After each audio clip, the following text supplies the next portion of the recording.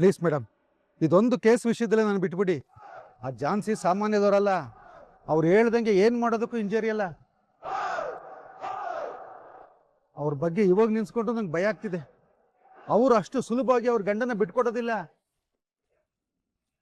ನನ್ನ ಎಕ್ಸ್ಪೀರಿಯನ್ಸ್ ಅಲ್ಲಿ ಹೇಳೋದಾದ್ರೆ ಖಂಡಿತ ಅವರು ಆ ಮನೆನ ಬಿಟ್ಟೋಗೋದಿಲ್ಲ, ಗಂಡನಿಗೆ ಡೈವರ್ಸ್ ಕೂಡ ಕೊಡಲ್ಲ. ಯಜಮಾನ ಯಜಮಾನ.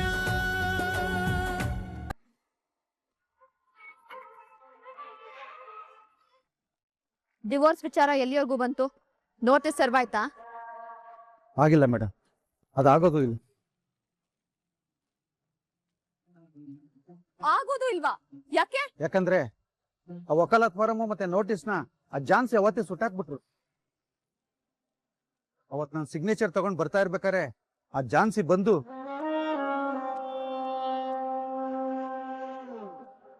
ನನ್ ಗಂಡ ಸೈನ್ ಮಾಡಿರೋ ನೋಟಿಸು ಮತ್ತೆ ವಕಾಲತನ ಸುಟ್ ಹಾಕಿ. ಪ್ರಾಣ ಮುಖ್ಯನಾ ಅಥವಾ ಕೇಸ್ ಮುಖ್ಯನಾ? ಬದುಕಿದ್ರೆ ಇಂಥ 1000 ಕೇಸ್ ಬರುತ್ತೆ.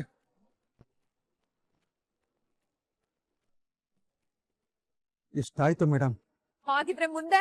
ಪ್ಲೀಸ್ ಮೇಡಮ್, ಇದೊಂದು ಕೇಸ್ ವಿಷಯದಲ್ಲೇ ನಾನು ಬಿಟ್ಬಿಡಿ. ಆ ಝಾನ್ಸಿ ಸಾಮಾನ್ಯದವರಲ್ಲ, ಅವ್ರು ಹೇಳ್ದಂಗೆ ಏನ್ ಮಾಡೋದಕ್ಕೂ ಇಂಜರಿ ಅಲ್ಲ. ಅವ್ರ ಬಗ್ಗೆ ಇವಾಗ ನಿನ್ಸ್ಕೊಂಡು ನಂಗೆ ಭಯ ಆಗ್ತಿದೆ. ಅವರು ಅಷ್ಟು ಸುಲಭವಾಗಿ ಅವ್ರ ಗಂಡನ ಬಿಟ್ಕೊಡೋದಿಲ್ಲ. ನನ್ನ ಎಕ್ಸ್ಪೀರಿಯನ್ಸ್ ಅಲ್ಲಿ ಹೇಳೋದಾದ್ರೆ ಖಂಡಿತ ಅವರು ಆ ಮನೆನ ಬಿಟ್ಟೋಗೋದಿಲ್ಲ, ಗಂಡನಿಗೆ ಡೈವರ್ಸ್ ಕೂಡ ಕೊಡಲ್ಲ.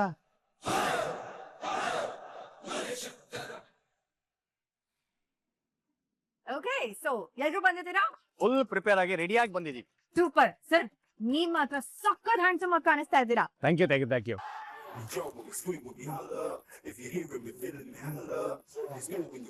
ನಾನು ನಾರ್ಮಲ್ ಆಗಿ ಸುಂದರ, ಆದ್ರೂ ಇವತ್ತು ಪ್ರೋಗ್ರಾಮ್ಗೋಸ್ಕರ 2 ಸಲ ಮುಖ ತೊಳೆದೆ. ಚೆನ್ನಾಗಿ ಕಾಣಿಸ್ತೀನಲ್ವಾ? Too cute sir. So everybody, programme start ಮಾಡ್ಬೋದಲ್ವಾ? ಧಾರಾಳವಾಗಿ ಶುರು ಮಾಡಿ. ಸರ್, ಇದು ನೇರ ಪ್ರಸಾರ ಆಗಿರೋದ್ರಿಂದ ನಿಮ್ಗೆ ಏನಾದ್ರೂ ಡೌಟ್ಸ್ ಇದ್ರೆ ಇವಾಗ್ಲೇ ಡಿಸ್ಕಸ್ ಮಾಡ್ಕೊಬಿಡಿ. ಏನಿಲ್ಲ ಮೇಡಮ್, ನಾವು ಲೈವ್ ಆಗಿ ಲೈವ್ಲೇ ಇರ್ತೀವಿ, ಯಾವ ಸಮಸ್ಯೆನೂ ಇಲ್ಲ. ನೀವು ಶುರು ಹಚ್ಕೊಳ್ಳಿ. Okay done sir. ಪ್ರೀತಿಯ ವೀಕ್ಷಕರೇ, ಮತ್ತೆ ನಮ್ಮ ಮನೆ ಮೆಚ್ಚಿದ ಸೊತೆಗೆ ಸ್ವಾಗತ ಸುಸ್ವಾಗತ. ನಾನು ನಿಮ್ಮ ಪ್ರೀತಿಯ ಚಂದ್ರನ್. ಆರಾಮಾಗ್ಲಿ ಹೇಳಿದ್ರಲ್ಲ ಸರ್, ಅದೇನಂದ್ರೆ ಬ್ರೇಕ್ ಆದ್ಮೇಲೆ ಮತ್ತೆ ಮತ್ತೆ ಅದನ್ನ ಹೇಳ್ತಾನೆ ಇರ್ಬೇಕು. ಹೇಳ್ಕೊಳ್ಳಿ ಹೇಳ್ಕೊಳ್ಳಿ. ಹಾಯ್ ಹಲೋ ಎಲ್ರಿಗೂ ನಮಸ್ಕಾರ. ವೆಲ್ಕಮ್ ಬ್ಯಾಕ್ ಟು ಮನೆ ಮೆಚ್ಚಿದ ಸೊಸೆ. ಸೊ ಈ ಪ್ರೋಗ್ರಾಮ್ ನ ನಾವು 2 ಆಂಗಲ್ ಅಲ್ಲಿ ನೋಡ್ತೀವಿ. ಮೊದಲನೇ ಆಂಗಲ್ ಏನಪ್ಪಾ ಅಂದ್ರೆ, ಮನೆಗ್ ಬಂದಿರೋ ಸೊಸೆ ಎಷ್ಟು ಚೆನ್ನಾಗಿ ಇದನ್ನೆಗೆ ಹೊಂದ್ಕೊಂತಾಳೆ, ಇಲ್ಲಿರೋರ್ ಪ್ರೀತಿನ ಹೇಗ್ ಗಳಿಸ್ಕೊಂತಾಳೆ ಅಂತ. ಇನ್ನೊಂದು ಆಂಗಲ್ ಏನಪ್ಪಾ ಅಂದ್ರೆ, ಈ ಮನೆಯವರು ಅವ್ರ ಸೊಸೆನ ಹೇಗೆ ಅಕ್ಸೆಪ್ಟ್ ಮಾಡ್ಕೊಂಡಿದ್ದಾರೆ ಅಂಡ್ ಹೇಗ್ ಅಡ್ಜಸ್ಟ್ ಮಾಡ್ಕೊಂಡು ಹೋಗ್ತಾರೆ ಅನ್ನೋದು. ಸೊ ಮೊದಲನೇದಾಗಿ ಮನೆಯವ್ರನ್ನ ಮಾತಾಡ್ಸೋಣ, ಅವ್ರಿಗೆ ತಮ್ಮ ಸೊಸೆ ಮೇಲೆ ಏನ್ ಅಭಿಪ್ರಾಯ ಇದೆ ಅಂತ ತಿಳ್ಕೊಳ್ಳೋಣ. ಮೊದಲನೇದಾಗಿ ಯಾರು ಮಾತಾಡ್ತೀರಾ?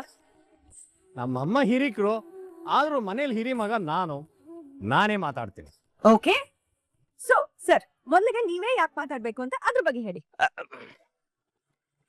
ಸರ್, ಕೂತ್ಕೊಂಡೆ ಮಾತಾಡಿ, ಪರವಾಗಿಲ್ಲ. ಎಲ್ರಿಗೂ ಕಾಣಿಸ್ಬೇಕಲ್ಲಮ್ಮ. ಸರ್, ನಮ್ ಕ್ಯಾಮ್ರಾಮನ್ ನಿಮ್ಮನ್ನ ಝೂಮ್ ತೋರಿಸ್ತಾರೆ ಸರ್, ಏನೋ ತೊಂದ್ರೆ ಇಲ್ಲ, ಕುತ್ಕೊಳ್ಳಿ. ಹಂಗಂತೀರಾ? ಹೇಳಿ ಸರ್. ನೋಡಿ, ಮನೆಗೆ ಹಿರಿ ಮಗ ಅಂದ್ರೆ ರೈಲಿಗೆ ಎಂಜಿನ್ ಇದ್ದ ಹಾಗೆ. ಎಂಜಿನ್ ಬೋಗಿಗಳನ್ನ ಎಳ್ಕೊಂಡು ಹೋಗುತ್ತೆ. ಮನೆ ಹಿರಿ ಮಗ ಎಲ್ರಿಗೂ ಮಾರ್ಗದರ್ಶನ ಮಾಡ್ತಾನೆ. ಇಲ್ಲ ಅಂದ್ರೆ ಹೆಜ್ಜೆ ತಪ್ಪು ಹೋಗುತ್ತೆ, ಆಡೋ ಮಾತು ತಪ್ಪಾಗುತ್ತೆ. ಅದಕ್ಕೆ ನಾನು ಮುಂದೆ ಇರ್ತೀನಿ, ಇವರೆಲ್ಲ ನನ್ನ ಹಿಂದೆ ಇರ್ತಾರೆ. ಬನ್ನಿ ವೀಕ್ಷಕರೇ, ಈ ಕುಟುಂಬಕ್ಕೆ ಹಿರಿಯರಾದಂತ ಗಣಪತಿ ಸರ್ನೇ ಮೊದಲು ಮಾತಾಡ್ಸೋಣ. ಅವ್ರ ಮನ್ಸಲ್ಲಿ ಅವ್ರ ಸೊಸೆ ಬಗ್ಗೆ ಎಷ್ಟು ಪ್ರೀತಿ ಇಟ್ಕೊಂಡಿದ್ದಾರೆ ಅಂತ ಅವ್ರನ್ನೇ ಕೇಳ್ಬಿಡೋಣ. ಸರ್, ನಿಮ್ಮ ಸೊಸೆ ಈ ಮನೆಗೆ ಎಷ್ಟು ಚೆನ್ನಾಗಿ ಹೊಂದ್ಕೊಂಡಿದ್ದಾರೆ ಅಂಡ್ ನಿಮ್ಮ ಸೊಸೆಗೆ ಎಷ್ಟು ಪ್ರೀತಿ ಇದೆ? ಫಸ್ಟ್ ಆಫ್ ಆಲ್, ಅವಳು ಈ ಮನೆ ಸೊಸೆನೇ ಅಲ್ಲ.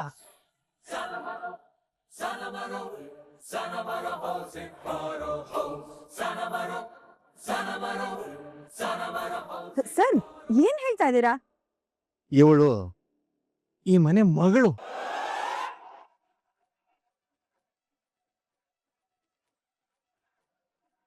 ನಮ್ಮ ಮನೆ ಮಗಳು ಅಂತ ಹೇಳ್ತಾ ಇದ್ದೀನಿ ಅಂದ್ರೆ, ಇವಳು ನಮ್ಮ ಮನಸ್ಸನ್ನ ಎಷ್ಟು ಮಟ್ಟಿಗೆ ಗೆದ್ದಿರ್ಬೇಕು ಅಂತ ನೀವೇ ಅರ್ಥ ಮಾಡ್ಕೊಳ್ಳಿ. ನಿಜ ಹೇಳ್ಬೇಕು ಅಂದ್ರೆ, ಝಾನ್ಸಿ ಚಿನ್ನದಂತ ಸೊಸೆ. ಮಾತು ಮುತ್ತಿನಂತೆ, ನಡೆ ನವಿಲಿನಂತೆ, ಮಮತೆ ತಾಯಿಯಂತೆ. ಒಟ್ನಲ್ಲಿ ಮನೆಗೆ ನಗು, ಆ ನಗುನೇ ನಮ್ಮ ಮನೆಯ ಬೆಳಕು. ಅಡಿಗೆ ಮಾಡೋದು ನಾರ್ಮಲ್, ಆದ್ರೆ ಇವಳ ಕೈ ರುಚಿ ನಮ್ಮ ತಾಯಿಯ ಕೈ ರುಚಿನೇ ಮರೆಸ್ಬಿಡುತ್ತೆ.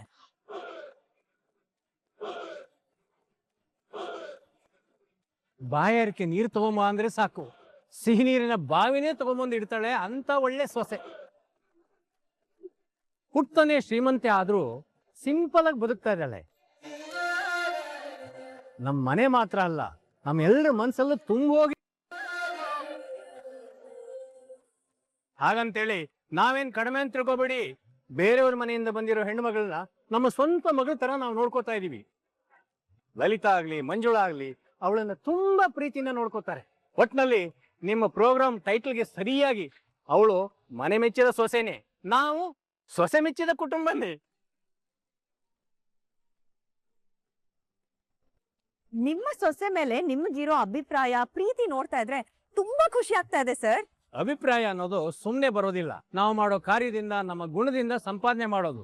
ಆ ಕೆಲಸನ ನಮ್ಮ ಝಾನ್ಸಿ ಮಾಡಿದಾಳೆ. ನಾವು ಅವಳನ್ನ ಹೊಗಳ್ತಾ ಇರೋದು ನಮ್ಮ ದೊಡ್ಡತನ ಅನ್ನೋದಕ್ಕಿಂತ ಅವಳ ದೊಡ್ಡ ಗುಣ ಅಂದ್ರೆ ತಪ್ಪಾಗಲ್ಲ.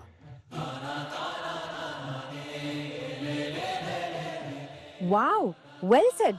ನೋಡಿದ್ರಲ್ಲ ವೀಕ್ಷಕರೇ, ಎಲ್ಲಾ ಹೆಣ್ಮಕ್ಳಿಗೂ ಇಂಥ ಗುಣ ಇರೋ ಮಾವ ಸಿಕ್ಕಿದ್ರೆ ಅವ್ರ ತವ್ರ ಮನೆ ನೆನ್ಪೇ ಆಗಲ್ಲ. ಈಗ ನಮ್ಮ ಝಾನ್ಸಿಯ ದೊಡ್ಡತೆ ಆಗಿರುವಂತ ಲಲಿತಾ ಅವ್ರನ್ನ ಮಾತಾಡ್ಸೋಣ. ಲಲಿತಾ ಅವ್ರೆ, ನಿಮ್ ಸೊಸೆ ಬಗ್ಗೆ ಒಂದ್ ಎರಡ್ ಮಾತಾಡಿ. ಒಂದ್ ನಿಮಿಷ. ನಮ್ ಝಾನ್ಸಿ ಬಗ್ಗೆ ಎರಡ್ ಮಾತಲ್ಲೇ ಸಾಕಾಗಲ್ಲ. ಅವಳ ಬಗ್ಗೆ ಗುಣದಾನ ಮಾಡ್ಬೇಕಂದ್ರೆ ದಿನಗಳೇ ಸಾಕಾಗಲ್ಲ ಮೇಡಮ್. ಹೌದಾ? ನಿಮ್ ಸೊಸೆ ಅಷ್ಟೊಂದ್ ಒಳ್ಳೆಯವಳ? ಅಯ್ಯೋ, ಅದನ್ ಕೇಳ್ತಿದ್ದೀರಲ್ಲ. ನಮ್ ಮನೆಯವ್ರು ಹೇಳ್ದಾಗೆ ಅವಳು ಚಿನ್ನ ಸ್ಪೂನ್ ಅನ್ನ ಬಾಯಲ್ಲಿ ಇಟ್ಕೊಂಡು ಹುಟ್ಟಿದ್ರು ನಮ್ಮಂತ ಮಿಡ್ಲ್ ಕ್ಲಾಸ್ ಫ್ಯಾಮಿಲಿಗೆ ತುಂಬಾ ಚೆನ್ನಾಗಿ ಹೊಂದ್ಕೊಂಡು ಬದುಕ್ತಿದ್ದಾಳೆ ಮೇಡಮ್. ಈ ಮನೆಗ್ ಬಂದಾಗ ಅವಳಿಗೆ ಏನಂದ್ರೆ ಏನು ಗೊತ್ತಿರ್ಲಿಲ್ಲ. ನಾವೆಲ್ಲ ಅನ್ಕೊಂಡಿದ್ವಿ ಮೇಡಮ್, ಈ ಮನೇಲಿ ಬದುಕೋದೇ ತುಂಬಾ ಕಷ್ಟ ಅಂತ. ಆದ್ರೆ ನಮ್ಗೆಲ್ರಿಗೂ ತುಂಬಾ ಚೆನ್ನಾಗಿ ಅಡ್ಜಸ್ಟ್ ಆಗಿ ಬದುಕ್ತಾ ಇದ್ದಾಳೆ. ಇಂಥ ಕೆಲ್ಸ ಬರಲ್ಲ ಅನ್ನಂಗಿಲ್ಲ, ಎಲ್ಲಾ ಕೆಲ್ಸನೂ ಮಾಡ್ತಾಳೆ. ನಮ್ ಮನೆಯವರು ಯಾವಾಗ್ಲೂ ಒಂದ್ ಮಾತು ಹೇಳ್ತಾ ಇರ್ತಾರೆ, ಆಸಕ್ತಿ ಇದ್ದವನಿಗೆ ಆಲೂಗಡ್ಡೆ ಕೂಡ ಫ್ರೆಂಚ್ ಫ್ರೈ ಆಗಿ ಕಾಣಿಸುತ್ತಂತೆ. ಅದೇ ಆಸಕ್ತಿ ಇಲ್ದವನಿಗೆ ಚಿನ್ನದ ಮೊಟ್ಟೆನು ಕಲಸಕ್ ಕಷ್ಟ ಅಂತೆ. ಅದ್ರಲ್ಲಿ ನಮ್ ಝಾನ್ಸಿ ಮೊದಲನೇ ಗುಂಪಿ ಸೇರ್ದೋಳು. ಆಸಕ್ತಿಯಿಂದ ಎಲ್ಲ ಕೆಲ್ಸನೂ ಮಾಡ್ತಾಳೆ. ಒಂದೇ ಮಾತಲ್ಲಿ ಹೇಳ್ಬೇಕಂದ್ರೆ ನಮ್ ಝಾನ್ಸಿ ನಮ್ಮೆಲ್ರಿಗೂ ಅಚ್ಚುಮೆಚ್ಚಿನ ಸೊಸೆ ಅಂತ ಹೇಳೋದ್ರಲ್ಲಿ ಎರಡು ಮಾತಿಲ್ಲ.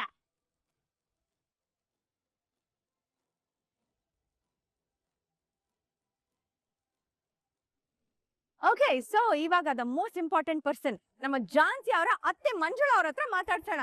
ಇವ್ರು ಹೇಳೋದು ತುಂಬಾನೇ ಇಂಪಾರ್ಟೆಂಟ್ ಆಗುತ್ತೆ. ಯಾಕೆ ಅಂದ್ರೆ ನಮ್ ಸೀರಿಯಲ್ಗಳೆಲ್ಲ ಈ ಅತ್ತೆ ಸೊಸೆನ ಫೈಟ್ ಮಾಡೋ ತರಾನೇ ತೋರಿಸ್ತಾರೆ. ಅತ್ತೆಗಳನ್ನ ಯಾವಾಗ್ಲೂ ವಿಲನ್ ರೀತಿನೇ ಪೋಟ್ರೆ ಮಾಡ್ತಾರೆ. ಸೊಸೆ ಅತ್ತೆ ಕೊಳ್ಳಲ್ಲಿ ಸುತ್ಕೊಂಡಿರೋ ನಾಗರ ಹಾವು ತರ ತೋರಿಸ್ತಾರೆ. ಆದ್ರೆ ಈ ಅತ್ತೆಗೆ ಸೊಸೆ ಕೊಳ್ಳಲ್ಲಿರೋ ಹಾವ ಅಥವಾ ಹೂವ ಅಂತ ಅವ್ರನ್ನ ಕೇಳೋಣ. ನಾನ್ ಮಾತಾಡಲ್ಲ.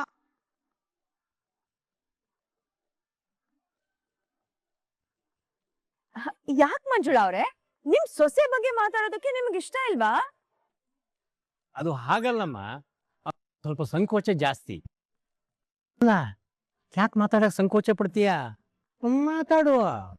ಮಂಜುಳಾ, ಕ್ಯಾಮ್ರಾ ಇದೆ, ಟಿವಿಲ್ ಕೊಡ್ತೀರಿ, ಮಾತಾಡು, ಏನು ಆಗಲ್ಲ. ಸರಿ.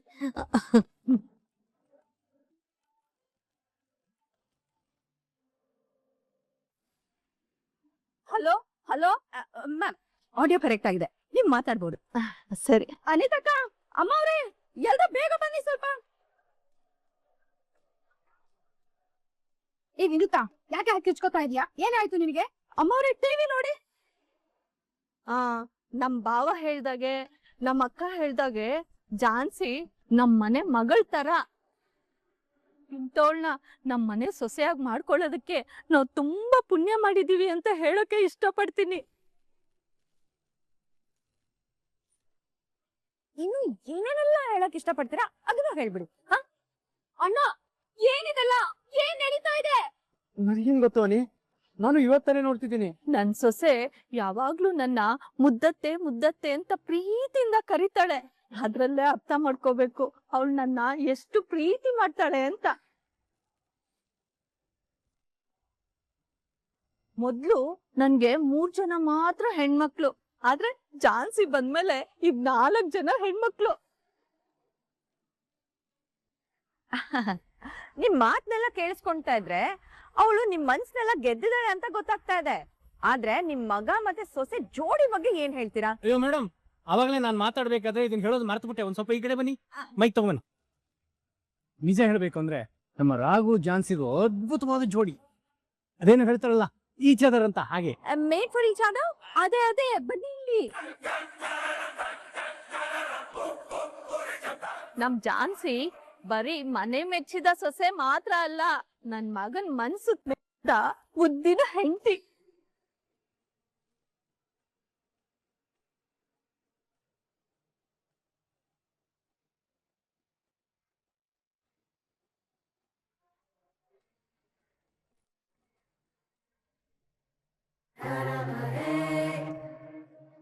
ಏನ್ ರಾಯ್, ತುಂಬಾ ಖುಷಿಯಾಗಿದ್ಯಾ? ಮುಖದಲ್ಲಿ ಮಂದಹಾಸ ಎದ್ದು ಕಾಣ್ತಾ ಇದೆ. ಏನ್ ಸಮಾಚಾರ? ಸರ್, ಯಾವ್ದಾದ್ರೂ ಒಂದು ಒಳ್ಳೆ ಕೆಲಸ ಮಾಡಿದ್ರೆ ಎಷ್ಟು ಆತ್ಮತೃಪ್ತಿ ಆಗುತ್ತಲ್ವಾ, ಆ ಅನುಭವ ಇವತ್ತು ನನಗೆ ಆಗ್ತಾ ಇದೆ ಸರ್. ನಿಜ ರಾಯ್, ಒಂದು ಆತ್ಮತೃಪ್ತಿ, ಸಂತೃಪ್ತಿ ಬರೀ ಒಳ್ಳೆ ಕೆಲಸ ಮಾಡೋರ್ಗ್ ಮಾತ್ರ ಅನುಭವ ಬಂದಿರುತ್ತೆ. ಇವಾಗ ಅದೇನಂತ ಒಳ್ಳೆ ಮಹಾನ್ ಕೆಲಸ ಆಯ್ತು? ಅದೇ ಏನ್ ಒಳ್ಳೆ ಕೆಲಸ ಮಾಡ್ಕೊಂಡ್ ಬಂದೆ ಅಂತ ಕೇಳಿದೆ. ಅದು ಝಾನ್ಸಿ ಮೇಡಮ್ಗೆ ರಾಘು ಸರ್ ಜೊತೆ ಜೀವನ ಕಟ್ಕೊಳ್ಳೋದಕ್ಕೆ ಮಾಡ್ತಿರೋ ಪ್ರಯತ್ನಕ್ಕೆ ನಂದು ಇನ್ನು ಕಾಣಿಕೆ ಕೊಡ್ಬೇಕು ಅಂತ ನನ್ನ ಮನಸ್ಸೊಳಗಡೆ ತುಂಬಾ ದಿನದಿಂದ ಆಸೆ ಇತ್ತು ಮೇಡಮ್. ಆ ಒಂದು ಪ್ರಯತ್ನದಲ್ಲಿ ನಾನಿವತ್ತು ಸಫಲನಾಗಿದ್ದೀನಿ ಅನ್ನೋ ಒಂದು ಸಣ್ಣ ಆಶಾ ಭಾವನೆನೆ ನನ್ನ ಈ ಖುಷಿಗೆ ಕಾರಣ ಮೇಡಮ್. ಅಂದ್ರೆ ಇವಾಗ ನೀನು ಏನ್ ಮಾಡ್ಬಿಟ್ಟು ಬಂದೆ? ಅಂತದ್ದೇನಿಲ್ಲ ಮೇಡಮ್, ಗೊತ್ತಿರೋರೊಬ್ರು ಹೇಳಿದ್ರು, ಅಲ್ಲೊಂದು ದೇವಸ್ಥಾನ ಇದೆ, ನಿಮ್ಗೆ ಯಾರಾದ್ರೂ ಒಳ್ಳೆಂತ ಬಯಸಿ ಹರಕೆ ಮಾಡ್ಕೊಂಡು ಅಲ್ಲಿ ಪೂಜೆ ಮಾಡಿದ ಕಂಕಣ ತಗೊಂಡೋಗಿ ಅವ್ರಿಗೆ ಕಟ್ಟಿದ್ರೆ ಅವರಿಗೂ ಒಳ್ಳೇದಾಗತ್ತೆ, ನಿಮ್ ಬೇಡಿಕೆನು ಈಡೇರುತ್ತೆ ಅಂತ ಹೇಳಿದ್ರು. ಅದಕ್ಕೆ ನಾನಿವತ್ತು ಝಾನ್ಸಿ ಮೇಡಮ್ಗೆ ಒಬ್ಬ ಅಣ್ಣನಾಗಿ ದೇವಸ್ಥಾನಕ್ಕೆ ಹೋಗಿ ಹರಕೆ ಕಟ್ಕೊಂಡು ಸಂಕಲ್ಪ ಮಾಡಿದ ಕಂಕಣನ ಝಾನ್ಸಿ ಮೇಡಮ್ಗೆ ಕಟ್ಬಿಟ್ಟು ಬಂದೆ. ಆಗಿಂದ ಮನ್ಸಿಗೆ ಏನೋ ನೆಮ್ಮದಿ, ನಿರಾಳತೆ ಭಾವ. ಇನ್ನು ಮುಂದೆ ಮೇಡಮ್ ಅನ್ಕೊಂಡಿರೋ ಲೈಫ್ ಅವ್ರಿಗೆ ಸಿಗುತ್ತೆ ಅನ್ನೋ ನಂಬಿಕೆ ಬರ್ತಾ ಇದೆ ಮೇಡಮ್. ರಾಯ್, ಆ ದೇವರು ಬೇಗ ಒಲಿ ಕಾಸ್ತು ಅಂತ ಆಶೀರ್ವಾದ ಮಾಡೋದು ಇಂಥ ಸ್ವಾರ್ಥ ಇಲ್ದಿರೋ ಬೇಡಿಕೆಗಳಿಗೆ ಮಾತ್ರ. ಮನಸ್ಸಿನ ತುಂಬಾ ಬರೀ ಸ್ವಾರ್ಥನೇ ತುಂಬಿಕೊಂಡು ಬೇರೆಯವರು ಬರೀ ಕೆಟ್ಟದನ್ನೇ ಬಯಸ್ತಾ ನಾವ್ ಏನೇ ಬೇಡ್ಕೊಂಡ್ರು ಅದು ಫಲ ಸಿಗಲ್ಲ. ನಿಜ ಸರ್, ಸಾಮಾನ್ಯವಾಗಿ ನಾನು ದೇವ್ರಿಗೆ ಕೈ ಮುಗಿಬೇಕಾದ್ರೆ ಬೇಡ್ಕೋತಾ ಇರ್ಲಿಲ್ಲ. ಆದ್ರೆ ಇವತ್ತು ಝಾನ್ಸಿ ಮೇಡಮಿಗೋಸ್ಕರ ಬೇಡ್ಕೋಬೇಕನ್ನಿಸ್ತು. ಆ ದೇವ್ರ ದಯದಿಂದ ನನ್ನ ಆಸೆ ಈಡೇರುತ್ತೆ ಅನ್ನೋ ನಂಬಿಕೆ ಇದೆ ಸರ್. ಯಾಕಂದ್ರೆ ಕಂಕಣ ಅವ್ರ ಕೈಯಲ್ಲಿ ಇರೋವರೆಗೂ ಅವ್ರನ್ನ ಯಾರು ಏನೂ ಮಾಡಕ್ಕಾಗಲ್ಲ. ಇನ್ ಮುಂದೆ ಮೇಡಮ್ ಖಂಡಿತ ಆ ಮನೇಲಿ ಖುಷಿಯಾಗಿ ಬದುಕ್ತಾರೆ, ಅದ್ದೂರಿಯಾಗಿ ಜೀವನ ಮಾಡ್ತಾರೆ.